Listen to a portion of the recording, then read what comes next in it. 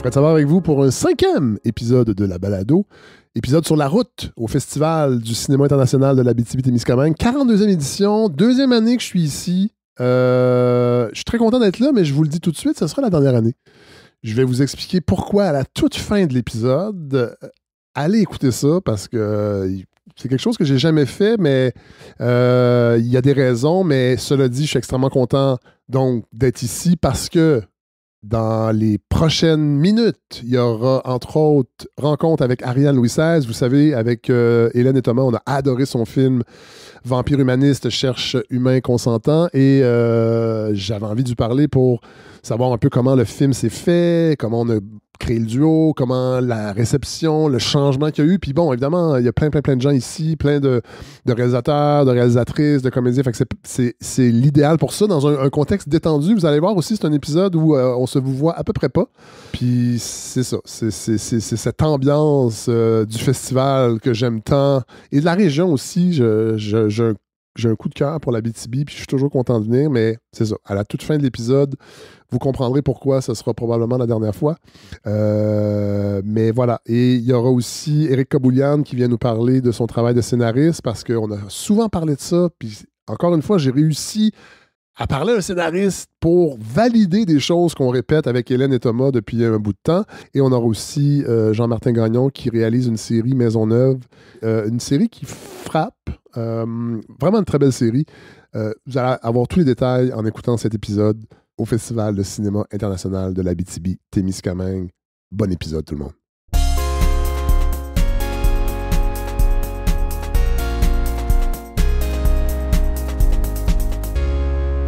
Jean-Martin Gagnon, salut! Salut. C'est toi qui m'as écrit? Ben oui. Sachant que j'étais à Rouen, Ouais. pour me parler de d'une série que tu as réalisée, mais avant, je veux qu'on parle de toi. Depuis 2014, Ouais, à peu près, ouais. tu réalises des courts-métrages. Ouais, genre, ouais. Et des clips. Ben oui, j'ai fait Beaucoup ça. de vidéoclips quand même. Danny Placard, Ouais, Chose sauvage. ouais, T'es membre de la coop vidéo ouais. depuis 2016. Est-ce que c'est important, ça? À quoi Pour vidéo? un jeune réalisateur en Ben, c'est 2023? sûr que ça m'a créé un réseau, tu sais, je veux dire, ça a commencé avec Robert Morin, là, j'ai travaillé sur ses films. Ouais. Fait que, J'imagine. Est-ce que c'est devenu un mentor? oui, on peut dire ça. Ben là, il est dans son chalet loin, là, Non, j'ai je pas sais. de nouvelles, là. Fait que... Et présentement, il est en c'est un Italie. ermite. Ouais, c'est ça, il est en Parce Italie. que son ouais. nouveau film, Festin Boréal, j'aurais voulu l'inclure dans les 10 Ouais, épisodes, ouais. mais il est en Italie. Ouais. Il est en tournage. Résidence en Italie, Bon, ouais. c'est ça. Fait que, mais on va en reparler parce qu'il va venir le présenter à Montréal plus tard. C'est super bon, d'ailleurs, j'ai vu. Ouais, c'est fou. C'est fou, on peut pas en parler. On peut juste dire que c'est fou. Ouais, c'est incroyable. La scène d'ouverture est incroyable. Comme la plupart des films de Robert Morin. Oui, mais bon, nous, à la balado, Robert Morin, on l'aime beaucoup. Il est venu un épisode au complet. Je me pince encore d'avoir vécu ça. Fait que j'imagine que pour un jeune réalisateur... C'est de rencontrer son idole puis d'être déçu un peu des fois, mais... il aimerait ça que je dise ça, je pense. Ben, comme à chaque fois qu'on rencontre... Faut pas rencontrer nos idoles. En même temps, des fois, c'est... T'as envie parce que tu veux qu'ils t'aident, qu'ils te poussent dans ton métier. Ouais. Non, mais c'était dans le temps de... C'est bon, il aimerait ça qu'il entende ça. C'était dans le temps de La Charte que je travaillais avec lui. Ah ouais. Puis là, il y avait un incroyable clash générationnel, justement, par rapport à la série. Là, qu'on parlait tantôt. Ouais. 2018, tu es cinéaste formateur pour Wapikoni Mobile. Ouais. Toi-même, t'es devenu mentor. Ben oui, c'est le fun. Ben oui, c'est une expérience incroyable. Ouais. J'ai vécu quelque chose là-bas. Tu sais, j'étais retourné 2 fois. J'étais retourné l'été passé, d'ailleurs, en même place, là, sans aller au Wapikoni. Vraiment, juste, j'ai développé des liens avec les gens là-bas. Un projet de film aussi, on est en train de voir ça. Là, fait que c'est à Namanchipou, là, c'est le... On est allé, c'est passer la Natashquan, là, fait qu'il n'y a plus de route, là, fait que là, faut que tu prennes le bateau. Fait que c'est une communauté isolée, c'est intéressant. Puis là, ils vont bientôt être reliés par la 138, là, le prolongement. Fait que il y a comme il y a quelque chose de spécial dans une communauté encore isolée du monde capitaliste. Tranquillement, là, la route se rend, là, puis là, ça a du bon, puis ça a sûrement du moins bon aussi. Ouais, c'est ça, c'est exactement ce que tout le monde dit là-bas. Là, ils veulent, puis ils veulent pas en même temps. Là, mais ouais, je pense que c'est une opportunité aussi. Bon, et là t'es ici, et à Rouen, et à la balado, spécifiquement pour parler de cette série Maisonneuve que j'ai vue. Puis c'est toi qui m'as écrit, c'est très cool, parce que je suis pas sûr que je l'aurais vu. Ouais, c'est ça, mais ça, je me disais, oui. Comment est arrivé sur ton chemin, cette série-là, Maisonneuve? C'est super compliqué, là. C'est vraiment un projet spécial, là. Ben, finalement, tu vois, ça sert à quelque chose d'être membre de la coop vidéo, ça répond à ta question. Ouais. Nicolas Vadimov, qui est comme qui est un réalisateur qui est suisse, mais qui a passé beaucoup de temps au Canada.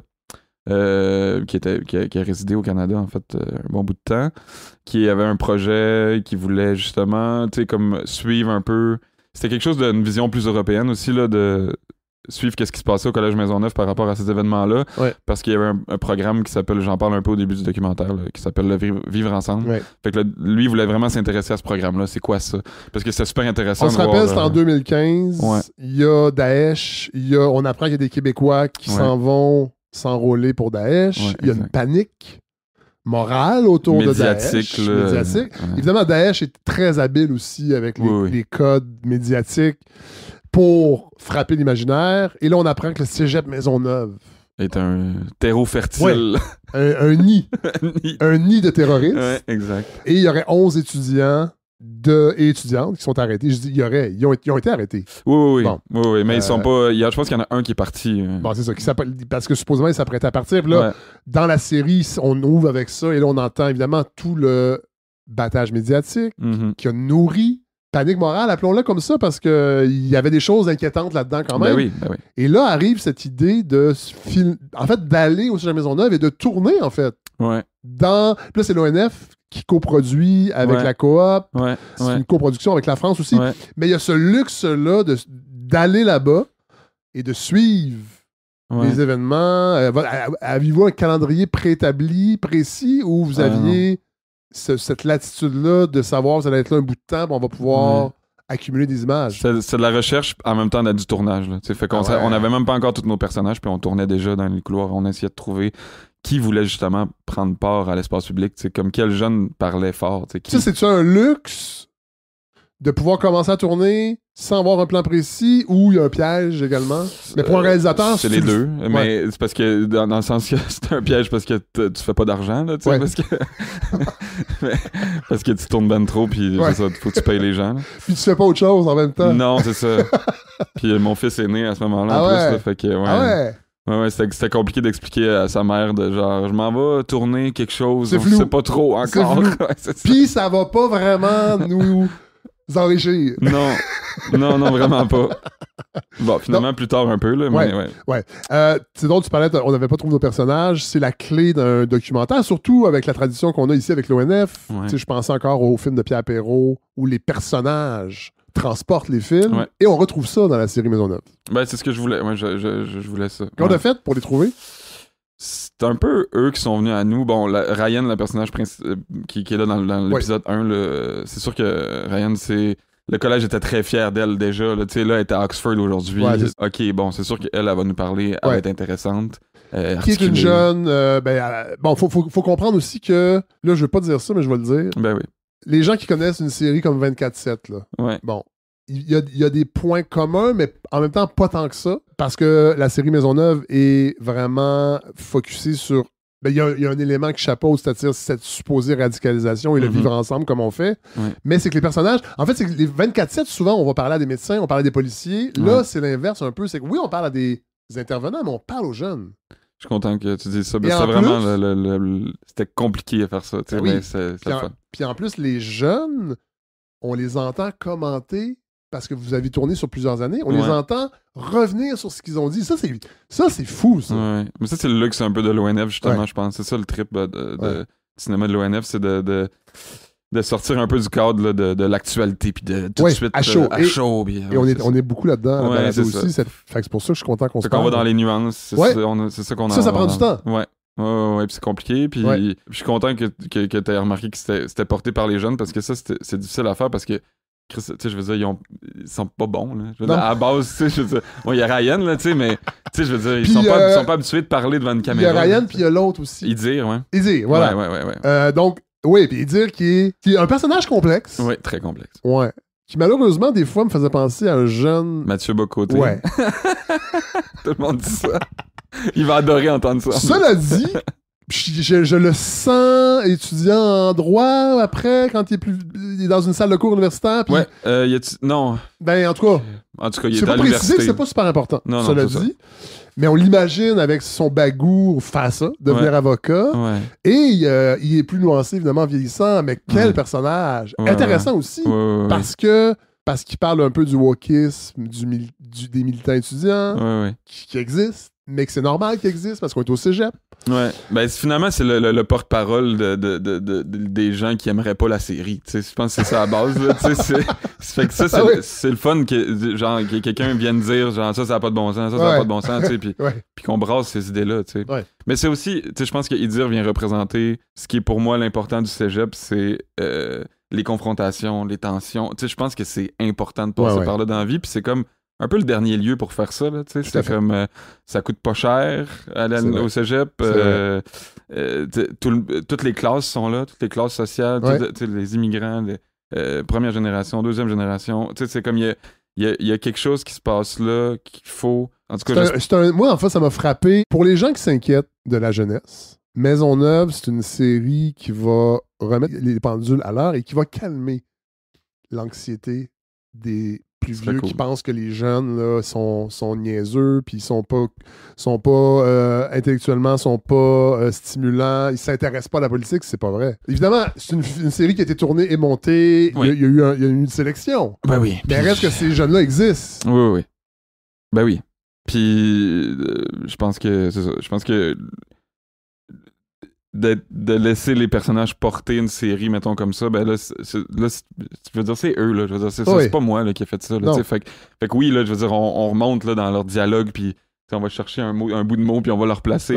Mais c'est juste pour l'esthétique. Finalement, je pense que pour vrai, moi, je les aime vraiment beaucoup, puis c'est ce que j'espère que les gens vont vivre au 6e épisode. Ils vont se dire, OK, ils sont tous extraordinaires. Ils ont tous quelque chose. C'est drôle, quand je voyais la série, je repensais, le cégep, c'est un incubateur de socialisation, de société, en fait. Mm-hmm. Et je me rappelle de François Legault, notre premier ministre, qui, avant d'être premier ministre, avait déjà dit que le cégep, pour lui, on devrait fermer ça. Oui, c'est juste des fumées de potes. C'est juste des fumées de potes, puis les jeunes, ils niaisent. Et cette série-là, Maisonneuve, nous démontre que non. Vraiment pas. Non, puis il faut pas oublier, le cégep, c'est une fierté québécoise, ça n'existe pas nulle part ailleurs. Pour un premier ministre supposément nationaliste, il devrait au contraire en être fier. Je sais pas aujourd'hui si ça a changé d'opinion, mais... en tout cas, il n'y a pas attaqué les cégeps, je pense, jusqu'aux dernières nouvelles. Non, jusqu'à présent, effectivement. Je pense que c'est ça. C'est un endroit où on apprend à devenir citoyen. Je pense que c'est ça le but de cette affaire-là. Puis c'est ce qui est beau. Je pense que c'était vraiment ça le but au départ.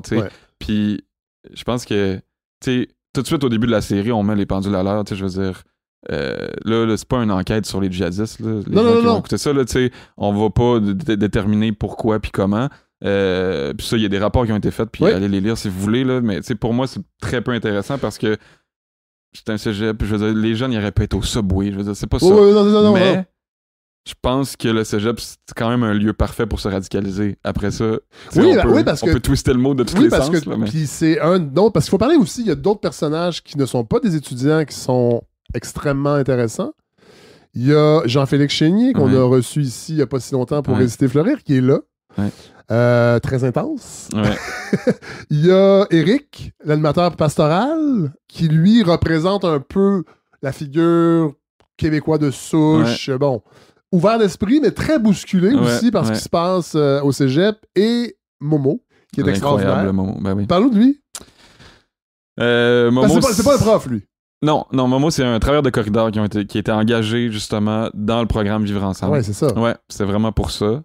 Fait que c'était comme leur façon de venir voir qu'est-ce qui se passait puis de s'intéresser. Puis tu sais, je pense que... D'origine... maghrébine, voilà, algérien, je pense. Ça, c'est fondamental.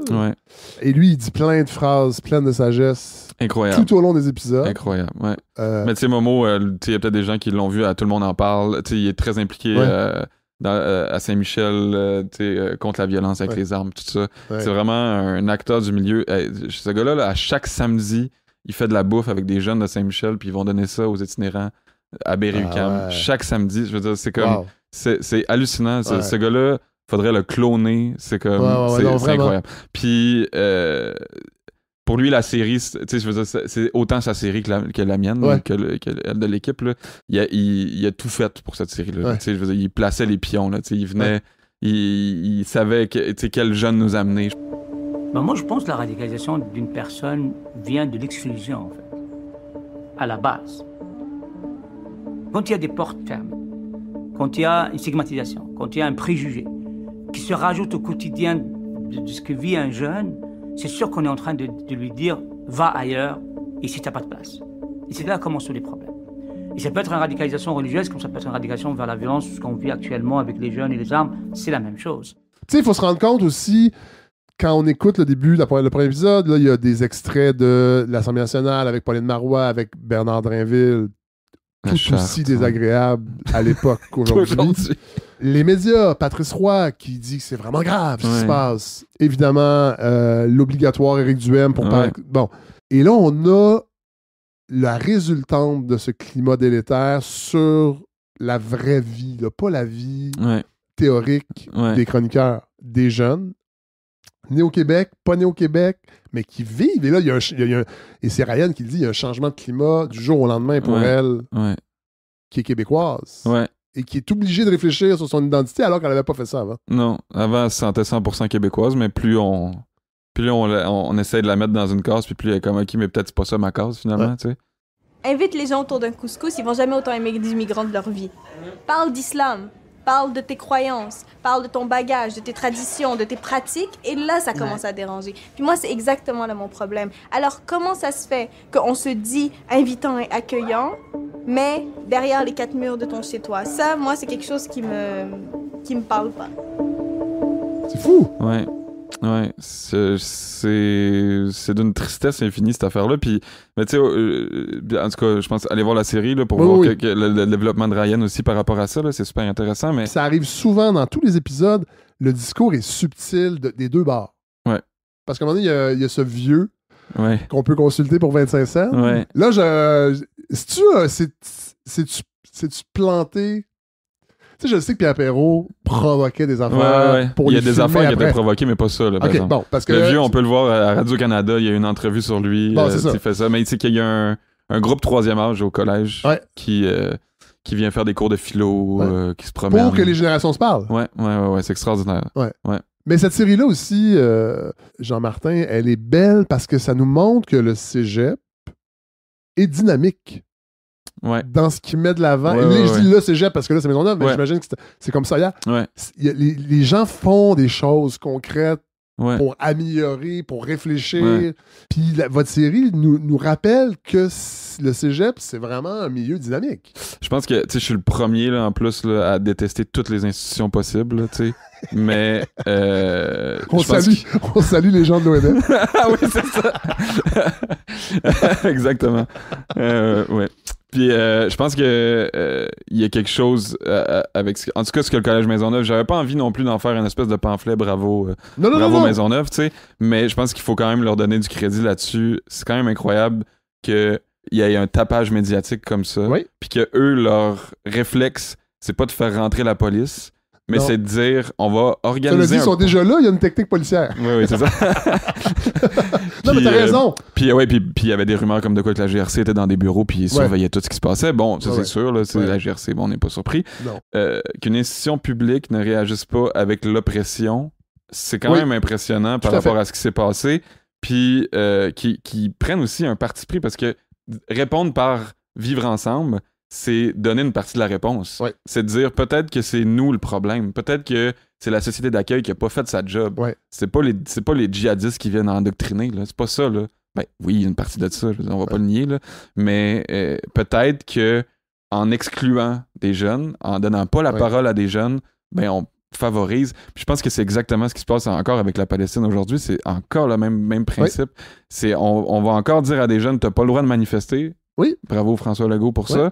En France, c'est la même chose aussi. Ben oui, c'est ça. Les manifs pro-Palestine sont interdits. Si vous voulez que les jeunes se radicalisent, là, tabarnak! Oui!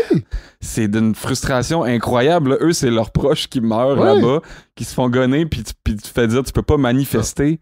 Ça, là, si vous voulez qu'il y en ait d'autres des djihadistes, là, c'est comme ça, c'est une porte ouverte. Là. Oh ouais. C'est comme. Puis c'est de même. Puis on en parle aussi dans l'épisode 6, là, que c'est une façon de recruter pour les djihadistes. C'est d'user de ce qui se passe en Palestine pour faire comme. Voyez comment vous n'êtes pas écoutés par rapport à ça. Voyez comment. Il ne faut pas oublier que par rapport au djihadisme, ou en tout cas à la radicalisation, contrairement à ce qu'on peut penser ici, puis là, je ne suis pas un spécialiste, mais j'ai lu beaucoup Pankaj Mishra qui est un essayiste d'origine indienne, mais qui rappelle que l'aspect spirituel, là, il est à peu près inexistant. Là. C'est vraiment des laissés-pour-compte qui décident de se réapproprier d'une mauvaise façon une agentivité qu'ils n'ont pas dans leur société d'accueil. Cela dit, la série Maisonneuve est intéressante pour plein de raisons, mais il y a aussi le dialogue est des deux côtés. Puis je me rappelle d'une phrase de Momo qui dit à Edir, fais attention, provoquer pour provoquer ici, ça marche pas. Ouais. Les Québécois ont une façon de... Puis ça... Si tu fais pas attention à la forme, tu vas perdre le fond. Oui! C'est ça. Fait que c'est pas juste, hey, méchant blanc, là, vous êtes pas... C'est vraiment... C'est très subtil.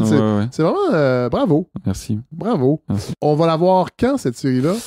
Fin février, mars. Sur le site de l'ONF? Ouais, c'est pas encore confirmé. Si on veut la voir tout de suite, il faut sortir du Québec et voyager ailleurs. Ouais, elle va être sur TV5 Monde, pour les francophones hors Québec là, qui t'écoutent. Puis peut-être il y en a. Ouais. Il est peut-être éventuellement... Ça vaudra la peine qu'elle soit sur la télé traditionnelle. Ouais. On verra. Là, on va voir qu'est-ce que l'ONF peut faire pour ça. Là, mais... merci Jean-Martin Gagnon d'être venu. Il est quand même tôt, samedi matin. Un peu tôt. Plaisir. Et t'as-tu des projets... Non, c'est ça, comme je te disais, la 138, le prolongement de la 138, je suis là-dessus. Là, mais non, c'est ça. Un petit projet de court-métrage sur la toxicité au hockey. Ah ouais? Ouais. Ça tombe bien. Ouais. Ici, en fait, présentement, on est dans le luxueux studio temporaire de la chambre 118 du Quality Inn, parce que la salle, normalement, est occupée par une équipe de hockey junior qui se fait une réunion. Mais d'ailleurs, c'est Gatineau? Je pense. C'est les autres qui sont en ce moment. Avec cette histoire de refaire ce qui s'est passé avec... On est donc fiers de ce beau sport-là. C'est un beau sport. C'est l'identité du Québec, national, entre autres. Le hockey, François Legault aimerait ça qu'on joue tout au hockey. Les immigrants inclus. Hey, merci, Jean-Martin Gagnon. Merci. À bientôt. Yes.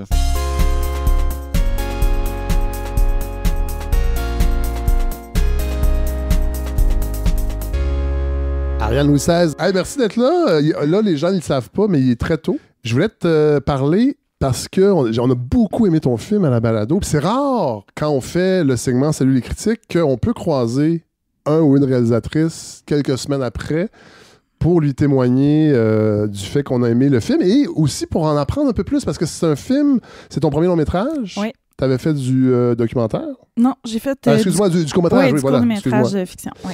On a su, entre les branches, que c'était pas prévu comme un long-métrage. En fait, c'est un plan B? Ça... C'est ce qu'on a dit. C'est que j'ai eu l'idée en fait, au départ, je voulais faire un court-métrage avec ça, mais ça a duré 2 minutes, le moment que je voulais faire du court-métrage avec ça, parce que ça faisait, je pense, 7 courts-métrages que je faisais, un par année. Puis, tu sais, préparer un court-métrage, presque, non, c'est pas aussi long que faire un long, mais tu sais, c'est quand même mon technique. Puis c'est beaucoup de travail. Puis ça m'empêchait toujours. J'étais tout le temps en train d'en préparer un pendant que je terminais un, que j'étais en festival. Puis j'avais jamais le temps d'écrire mon long. Donc, puis je trouvais que l'idée de Vampire, il y avait quand même un souffle, puis un univers à développer qui pouvait être développé en long. Que ça, moi, c'est parce que j'avais entendu dire que tu avais un autre projet de long métrage qui avait été refusé. Puis que finalement, tu avais transformé l'idée du court-métrage de Vampire pour en faire un long. Peut-être que les informateurs sont... Ouais, c'est similaire, mais c'est pas ça pantoute. Bon. C'est pour ça que c'est le fun de rencontrer les réalisatrices après. Parce qu'on... si tu veux savoir la vraie histoire, c'est que j'avais écrit un long-métrage, mais je l'ai même pas...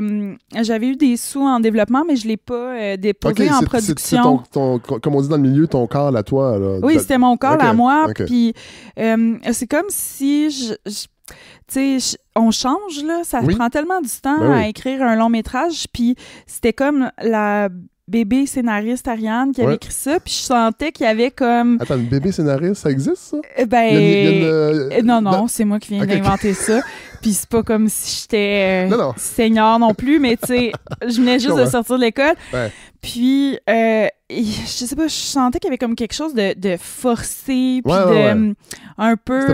C'était pas fluide, puis c'était comme... on dirait que c'était Ariane qui voulait provoquer, puis mais ça venait pas de mes tripes, en tout cas. Bref, j'ai décidé de laisser tomber ça, mais le processus d'écriture, ça, j'avais trouvé dur, puis là, je voulais faire un long métrage, puis je me suis dit, hey, je fais un 360, ça me tente de faire quelque chose de le fun, Là, j'ai eu l'idée de vampire, puis j'avais le goût de le coécrire.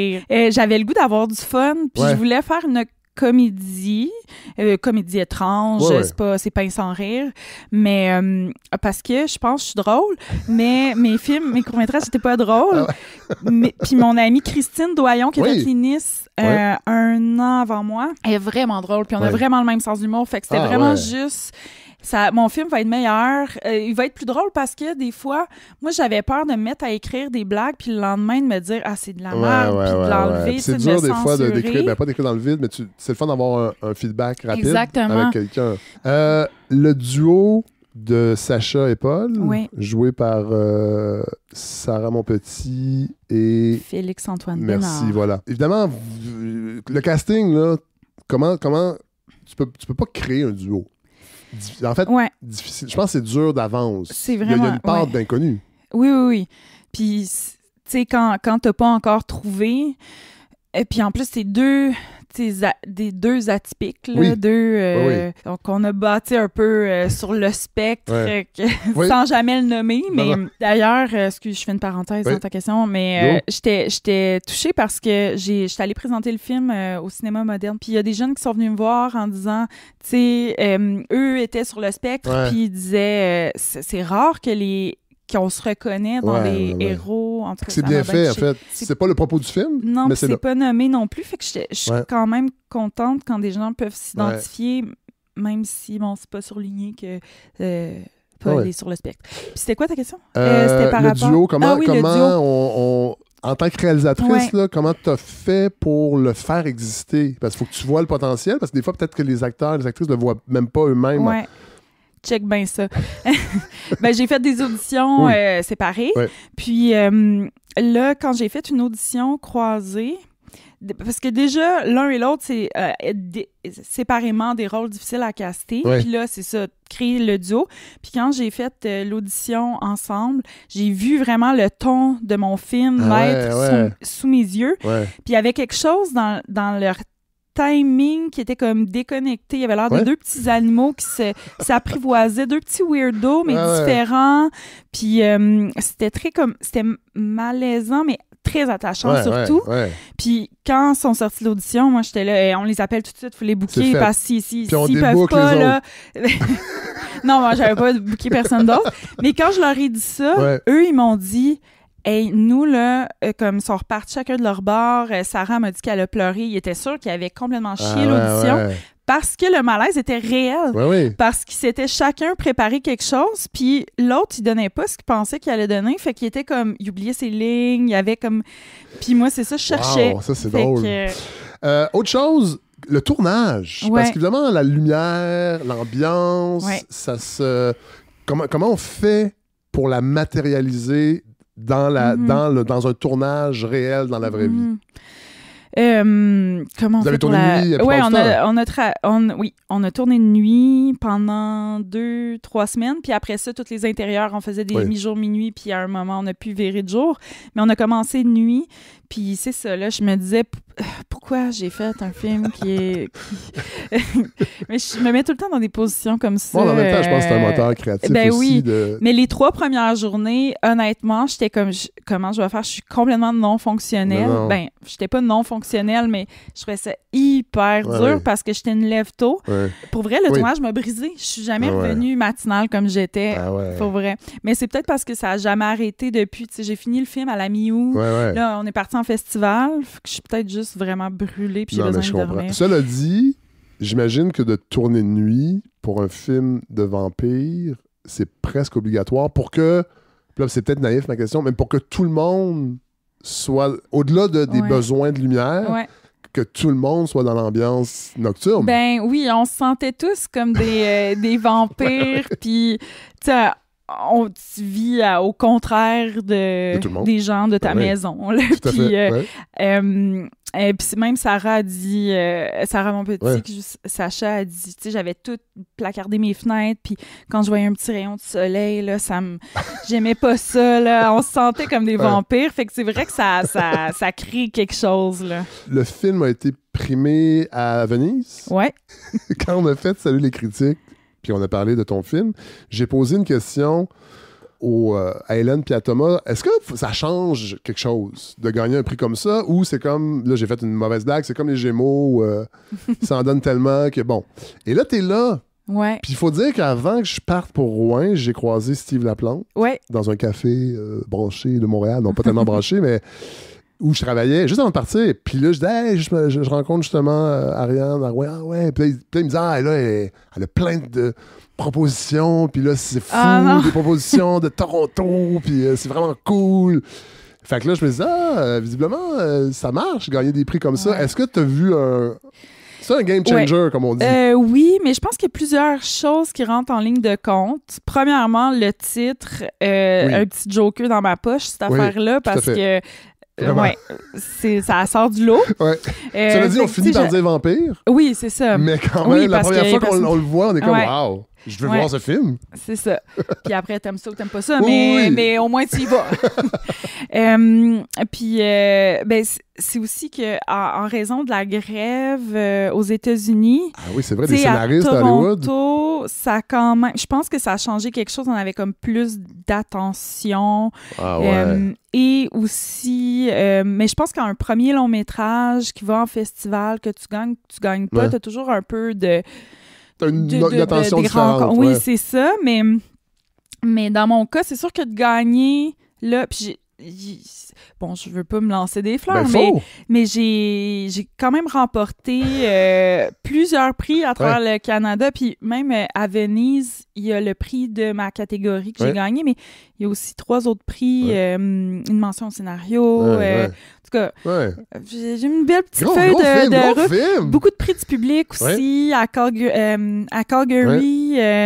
Tout ça, c'est sûr que... Puis là, je reviens de Toronto, où j'ai le gala de la DGC, où j'ai gagné le prix Émergence Jean-Marc Vallée. Ma première grosse statue lourde. Que tu vas mettre sur ton gros foyer. Oui, c'est ça. J'ai pas de foyer, mais éventuellement. Là, je pense à la prochaine étape, là, c'est ça.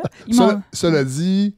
As-tu déjà des propositions intéressantes? Est-ce que tu gères l'abondance? Oui, je gère l'abondance, mais je suis bien entourée pour prendre des bonnes décisions. Puis, tu sais, je le sais qu'il y a des grosses erreurs que des gens font puis qui me disent « fais pas ça ». Il y a des pièges. Il y a des pièges, c'est de se faire envoyer plein de scénarios, puis là, de faire « je veux faire un film américain », puis tu réalises quelque chose qui est pas toi, puis là, tu te brûles, tu sais.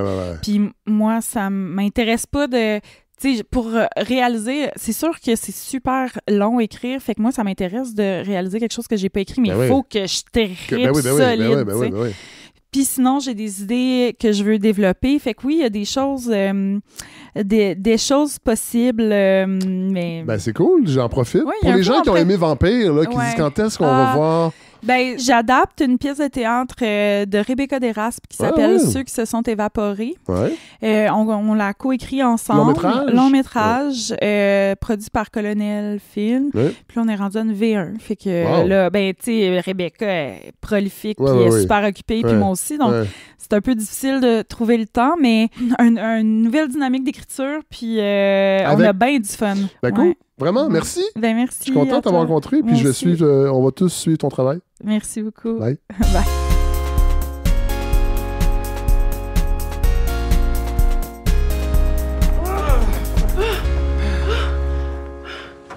OK, c'est mets tes jambes dans les airs. Mets tes jambes dans les airs. Mais non, ça marche pas, ces affaires-là. On s'en crisse, on met toutes les chances de notre bord. Mets tes jambes dans les airs. Mets tes jambes dans les airs. Comment? Bon. Il faut que je tienne combien de temps comme ça? Je sais pas, est-ce que tu sois enceinte, j'imagine? Éric Kaboulian, très heureux. Ben, très heureux d'être là aussi. On parle souvent, pas tant de cinéma à la balado, mais on en parle. Quand on en parle de façon assez costaude. Et ton nom vient souvent, et surtout, on parle souvent de la scénarisation des films au Québec. Et j'ai lu quelques entrevues que tu as données à gauche et à droite. Évidemment, là, tu es au festival pour ton film. Ouais, un court-métrage. Première réalisation?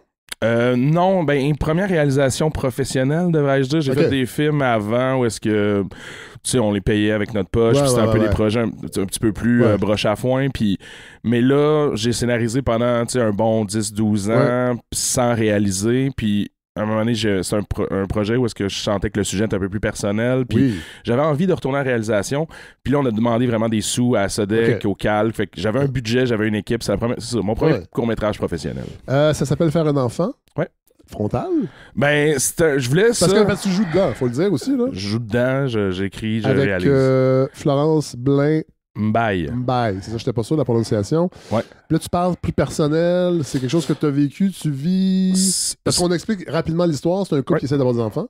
Comme le titre le dit. C'est pas facile. Et c'est pas du tout facile. À plusieurs niveaux. Ouais, exact. Mais c'est pas quelque chose que j'ai vécu personnellement dans le sens, moi j'ai un enfant qui a 5 ans, puis ça a été somme toute assez facile la procréation dans le sens qu'après un essai, ma blonde est enceinte. Bon.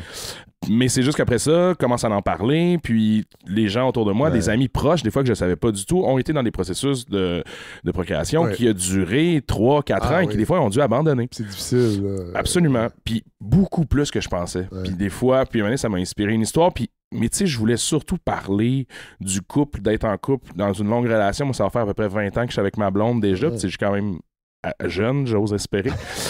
Puis, mais ça fait déjà quand même 20 ans que je suis avec ma copine. Fait que, tu sais, il y avait j'avais envie de parler de la résilience dans un couple à travers les épreuves, puis de bâtir un futur ensemble, puis les embûches pour bâtir ce futur-là ensemble. Fait que c'était beaucoup par rapport à ça. Fait que j'ai de l'expérience en couple, mais tu sais, par rapport à vivre, c'est tough faire un enfant, ça, je l'ai pas vécu. On te connaît beaucoup comme scénariste. C'est un peu... Est-ce que tu es un peu comme la figure du scénariste au Québec des dernières années? Mais en même temps, je suis pas non plus le poster child de la scénarisation. Non, je sais bien. puis je suis pas non plus... tu sais, je veux pas être gossant avec ça. Mes convictions par rapport au scénario, je te dirais que ça s'inclut dans un cinéma très narratif classique. Moi, je me dis que si tu veux faire du cinéma narratif classique, je pense qu'il y a une formule au scénario, puis on n'aime pas ça, parler de formule, parce qu'on est des artistes, puis les formules, puis les artistes, ça fonctionne pas. Brisons les tabous, parce que il y a des formules. En fait, faut savoir aussi c'est quoi un scénario. C'est souvent là-dessus qu'on s'obstine à savoir à quoi ça sert un scénario, puis il y a vraiment 2 camps au Québec, puis je l'ai appris assez vite parce que il y a quelques années au Rendez-vous du cinéma québécois, au Rendez-vous Québec cinéma maintenant qu'il faut dire, il y avait une conférence sur à quoi sert le scénario. Et j'ai osé dire à ce moment-là que le scénario était un plan de travail. Et je te jure, il y a des gens qui m'ont hué dans la salle, des scénaristes établis qui m'ont hué parce que pour eux, le scénario est une œuvre d'art aussi. Mais moi, je suis comme, non, le scénario, c'est vraiment un plan de travail que tu vas utiliser. C'est, tu sais, la dramaturgie, puis toute ça remonte à la courbe dramaturgie. Mais ça remonte à la Grèce antique. C'est depuis le temps qu'on se raconte des histoires. Fait il y en a une formule. Et pour moi, c'est pas grave que le scénario soit formaté, soit une formule, parce qu'au final, on travaille pour le film qui va être sur l'écran, qui, lui, est une œuvre d'art. Et que ça, je le considère comme de l'art. Mais après ça, tu peux partir du scénario puis faire quelque chose de complètement, tu sais, c'est vraiment un template. Que si jamais t'es perdu un moment donné, tu peux y revenir, puis voilà. Pour situer les gens, t'as co-signé les scénarios de... Le deuxième. 2 Menteurs. T'as co-écrit Viking avec Stéphane Lafleur. T'as dialogué Le Plongeur? J'ai écrit Le Plongeur aussi. OK, c'est ça, parce que je suis crédité au scénario puis au dialogue. Francis a rajouté ça au générique. Moi, j'ai rien demandé. Fait que t'as écrit... Il trouvait ça important de mettre que j'ai aussi fait les dialogues. Qui était une adaptation. Absolument. Du roman. T'as aussi scénarisé Les Barbares de la Malbaie. Un film... Inconnu. Non, un peu un ovni, hein? Dans le ton, puis j'ai vu ce film-là, puis... J'avais aimé ça, mais en même temps, c'était vraiment un ovni, je trouvais. Je pense qu'on essayait quelque chose.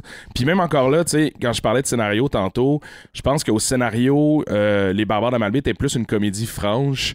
Puis Vincent, quand est venu le temps de le faire, c'est devenu... Il a mis une touche que...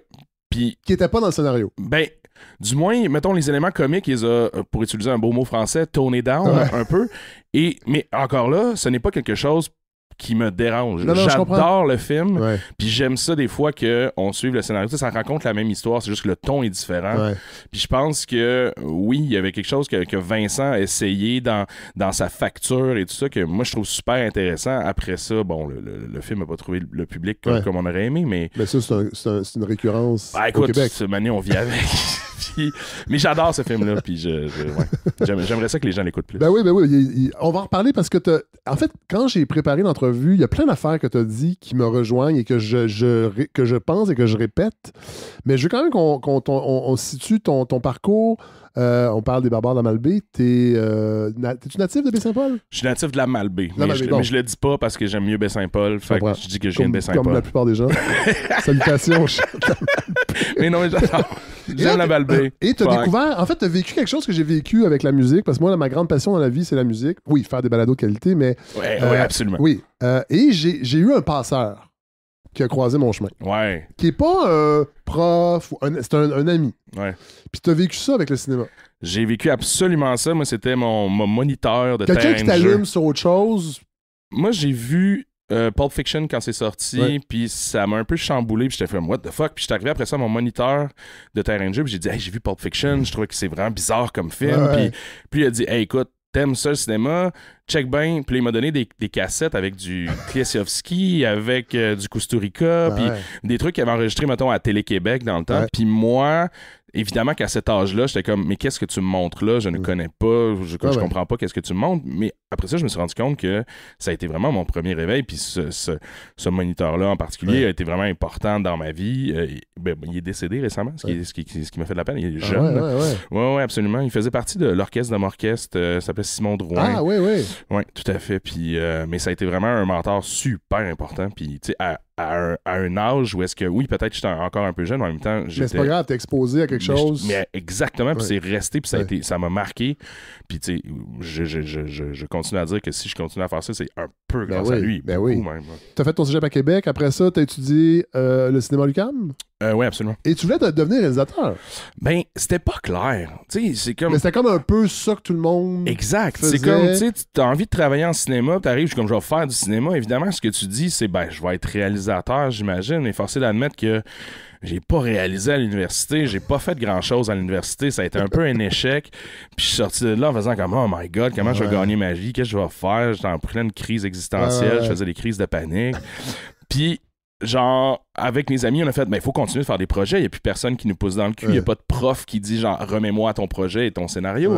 Ce qui fait qu'à un moment donné, on se dit, faisons des projets, continuons de faire des courts-métrages. Puis c'est moi un peu qui a été commencé à être attitré à écrire. Puis là, j'étais dans ma chambre, je racontais des histoires en écrivant, puis je faisais lire ça à mes amis, puis ils étaient comme, crème, c'est pas payé ce que tu fais. Puis fait que je suis comme devenu le scénariste un peu attitré de la gang. C'est intéressant parce que tu as écrit dans une entrevue que toi, t'as pas. En fait, tu considères que t'as pas une belle plume. C'est pas ta force. Non, puis c'est même, des fois, j'ai une légère gêne par rapport à ça. Tu sais, j'ai un sentiment d'infériorité, mais je n'écrirai pas des livres parce que je sais que j'ai pas une belle plume, mais c'est pas nécessaire en scénarisation. Mais non, c'est ça. Tu dois être clair, concis, et encore là, par rapport à ce qui est pour être sur l'écran à la fin. Ce qui fait que j'ai trouvé dans ce médium-là une forme d'expression où est-ce que, tu sais, j'avais pas besoin de me mettre de la pression pour c'est ça, le petit gars de Charlevoix qui était un peu craintif justement d'écrire, mais là, il était comme, OK, mais ce langage-là, il me va, là, tu sais. C'est vraiment, le terme langage est vraiment central parce qu'effectivement, le roman est un autre langage. C'est l'écriture, mais c'est un autre langage. Et le cinéma, on raconte des histoires. C'est ça qu'il faut bien maîtriser. Absolument, mais le roman est aussi, tu sais, quand la fameuse guerre dont je parlais tantôt, est-ce que le scénario est l'œuvre d'art? Ben, c'est le film qui est l'œuvre d'art, mais dans le cas du roman, évidemment que c'est ça l'œuvre. Oui, c'est ça. Fait que c'est ça qu'il faut porter une attention particulière, puis qu'on cherche une belle prose, puis on cherche une belle façon d'imager nos propos, mais en cinéma, tu sais, tu lis un scénario, c'est quand même, somme toute, assez dry, là. C'est comme... Oui. Il fait ça, il va là, il y a ça dans la pièce, puis là, t'as les dialogues.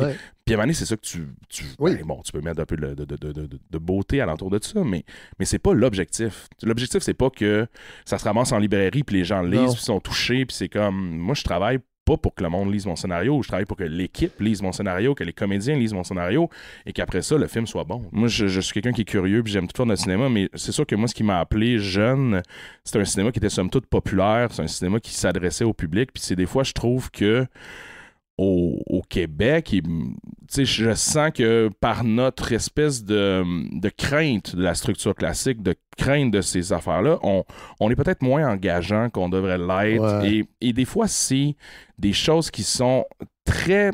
C'est pas besoin de changer énormément de choses, mais c'est des fois, mettons, on parle de, je sais pas si les spectateurs, les auditeurs de ta balado vont être familiers avec ça, mais les pivots, puis le point milieu, puis la structure narrative classique, des fois, c'est de déplacer ces curseurs-là où est-ce que l'action commence. Au secondaire, dans mes cours, on parlait de l'élément perturbateur. Exact, et l'élément déclencheur, ou peu importe, oui, tout à fait, mais c'est la même chose. Les concepts de base d'un récit où il se passe quelque chose. Oui, puis moi, c'est quelque chose qui est venu me fasciner, et j'aimais ça, je trouvais ça réconfortant, certes, mais dans une forme de storytelling. Puis des fois, c'est juste... Moi, je lis un scénario, puis généralement, tu penses à un scénario, mettons, de 120 pages, à peu près 2 heures, puis il y a quelque chose dans la structure classique que tu dis, bon, ton élément déclencheur arrive à peu près à la 30e page et tout ça, puis c'est très, très, très formaté, mais moi, j'aime ça. Moi, je me baigne là-dedans, puis des fois, j'écris avec Stéphane, j'y envoie genre, hey, notre élément arrive à 30 pages, puis là, moi, je suis content, je suis comme, ma journée est faite, yes, sir, puis... Mais je pense vraiment que c'est juste des structures puis des formats pour, justement, rendre quelque chose plus engageant, pour garder l'attention du spectateur. Puis moi, dans ma tête, c'est pas au scénario qu'on va révolutionner la forme, c'est vraiment, au final, à la réalisation puis aux idées de mise en scène, puis c'est ça. Mais le squelette d'un bon film part du scénario. Pour moi. Oui. Encore là, dans un cinéma narratif classique. Tout à fait. Mais fait qu'on a négligé au Québec, je pense. Ben, qu'on a négligé. Parce que tu l'as dit dans une autre entrevue, genre, des fois, les réalisateurs, il y a une question d'ego, des fois, c'est une question d'argent. On veut pas diviser la portion écriture. Mais tu sais, après ça, je comprends aussi, puis encore là, t'en parlais tantôt, c'est une culture aussi, dans le sens que on vient on a un bagage qui est plus français, peut-être, tu sais, puis où est-ce que là-bas, le cinéma d'auteur. Donc ici, c'est sûr qu'on... Puis l'ONF, je pense, la naissance du cinéma, c'est l'ONF, et c'était du documentaire, quand même, beaucoup. Absolument, puis c'était du cinéma direct. Et ils ont fait de la fiction, ces gens-là, avec la même approche, petite équipe. Je pense que ça a joué aussi sur notre rapport au scénario. Oui, puis même notre rapport au documentaire, qui peut-être...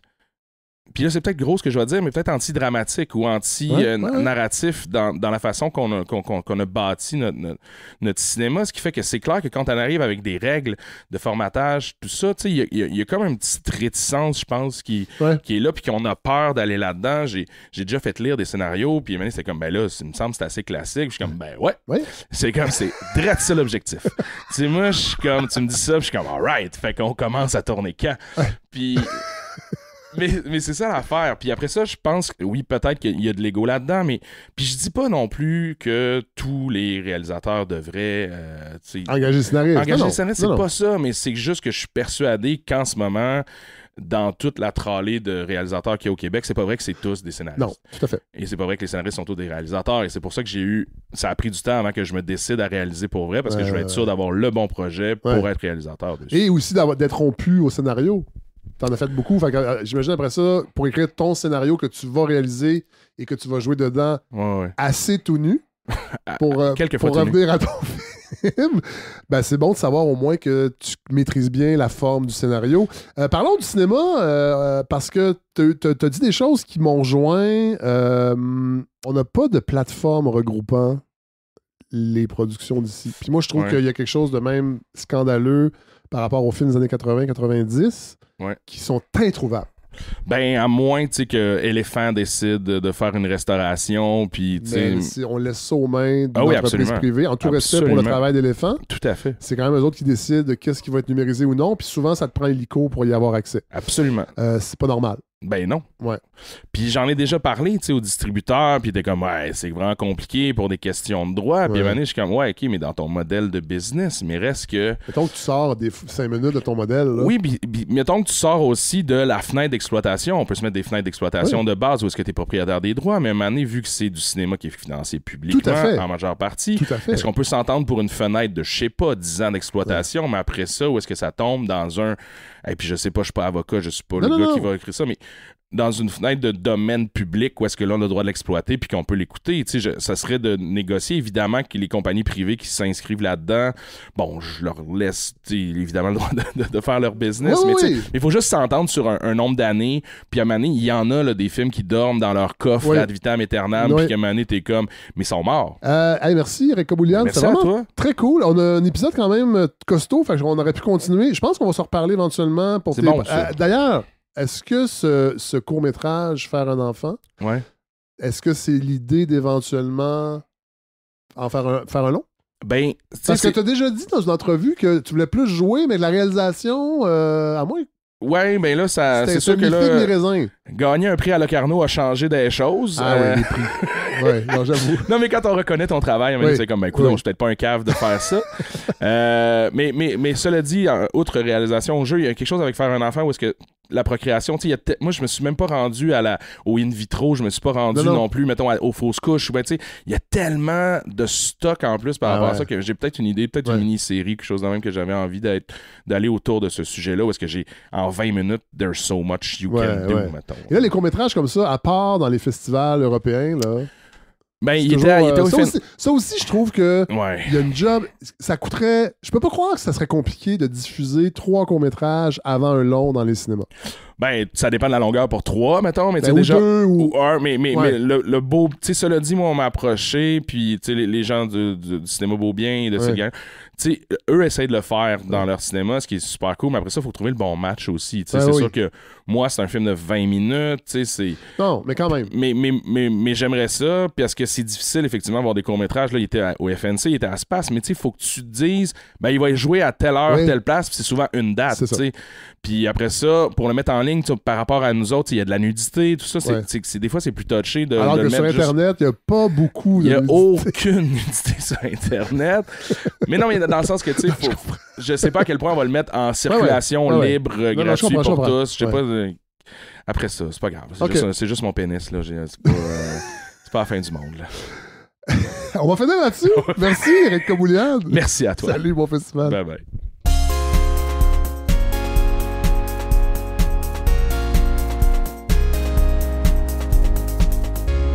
Alors voilà ce qui conclut ce 5e épisode de la balado qui a été enregistré au Festival de cinéma international de l'Abitibi-Témiscamingue. Puis je vous disais au début de l'épisode que ça risque d'être ma dernière fois. Et je vais le dire pourquoi. C'est que, ben, j'avoue que cette année, l'ambiance était bizarre. Moi, en tout cas, dans mon fort intérieur, c'était très étrange avec tout ce qu'on a appris de ce qui se passe à la Fonderie Horn. Et évidemment, il n'était pas question pour moi de venir ici sans aborder ce qui se passe à la Fonderie Horn. Alors, j'ai pas eu l'énergie de passer beaucoup de temps au festival. Je l'ai passé beaucoup avec des gens qui sont sur le terrain et qui luttent pour que la Fonderie Horn respecte les normes. Et bon, alors j'ai enregistré un épisode en parallèle. C'est pour ça que ça paraît peut-être dans ma voix, mais ça a été des journées extrêmement intenses. Alors, puis hier soir, ben, c'était l'espèce de souper d'ouverture où tous les notables et les artisans, évidemment, les élus, les responsables subventionnaires, puis là, tout le monde s'est auto-congratulé, puis tout le monde était content d'être là, puis de s'applaudir, et je trouvais ça vraiment un peu malaisant.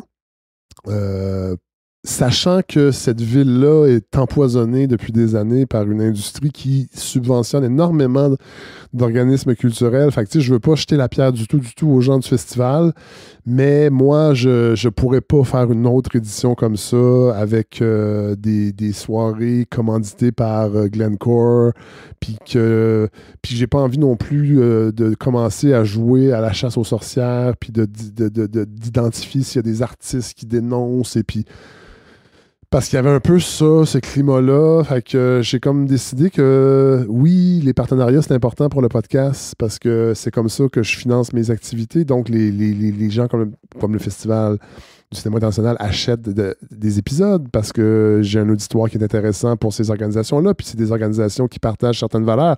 Mais là, j'ai comme atteint un peu une limite par rapport... Puis ça va m'obliger à réfléchir aussi aux partenariats que je signe. Puis c'est ça. Puis pour ma liberté de conscience, j'ai de la difficulté à faire semblant que tout est correct. Quand je viens à Rouen, puis j'ai tellement rencontré du monde inspirant, puis vous allez l'entendre bientôt dans un épisode qui sera consacré à ce qui se passe avec la fonderie Horn depuis longtemps, avec entre autres le livre de Pierre Serré, Voyage au bout de la mine. J'attends toujours une confirmation. J'annonce que Pierre Serré sera à l'émission, à la balado, même s'il ne m'a pas confirmé. Il n'y aura pas le choix. J'ai rencontré pendant mon périple des gens des maires au front qui se battent sur le terrain. J'ai rencontré Miguel Charlebois qui supporte la mise en demeure, qui la personnifie. Et j'ai rencontré aussi Rosalie, qui est dans la zone tampon. Vous allez tout entendre ça, qui est dans la zone tampon et qui nous parle du quartier, de l'importance du tissu social. Excusez, là, j'ai vraiment eu un séjour intense. Fait que, tu sais, je jette pas la pierre du tout à la direction du festival. Je les remercie de m'avoir invité. Mais il y aura l'épisode, je suis extrêmement content d'avoir rencontré ces artisans du cinéma, mais cette année, j'avoue que j'ai trouvé ça difficile pour l'ambiance et c'est ça, avec ce qui se passe, puis ça, c'est ma sensibilité à moi aussi, fait que voilà, ça sera la dernière année que je collaborerai avec le festival, mais je retournerai avec un grand plaisir en Abitibi parce que vous le savez, je l'ai dit souvent, c'est une région coup de cœur, puis j'ai rencontré vraiment du monde tripant, puis les gens du café, l'Abstracto, on va se revoir, c'est certain. On va revenir, puis on va faire un suivi, mais ça ne sera pas dans le cadre d'un partenariat comme ça, où je me sens un peu mal, en fait, parce que j'ai pas été aussi présent que j'aurais peut-être voulu, mais en même temps, l'épisode, je pense, c'est très bon. Moi, en tout cas, je suis content de l'offrir, mais c'est ça. Alors, je suis désolé, j'ai des principes. Alors, voilà. On va terminer en musique avec une chanson emblématique de la région, parce que aussi, pendant que j'étais à ce souper, il y avait un lancement d'un livre sur l'album Boom Boom de Richard Desjardins. Alors, on va terminer avec la chanson emblématique qui mentionne d'ailleurs la fonderie et qui fait en sorte que peut-être qu'à force de ne plus développer de partenariats qui viennent jouer avec mes principes, je serais peut-être obligé, moi aussi, de coucher dans mon char. À très bientôt. J'ai roulé 400 000 sous un ciel fâché, aux limites de la ville, mon cœur a clenché. Les gros flashs apparaissent dans mon âme égarée.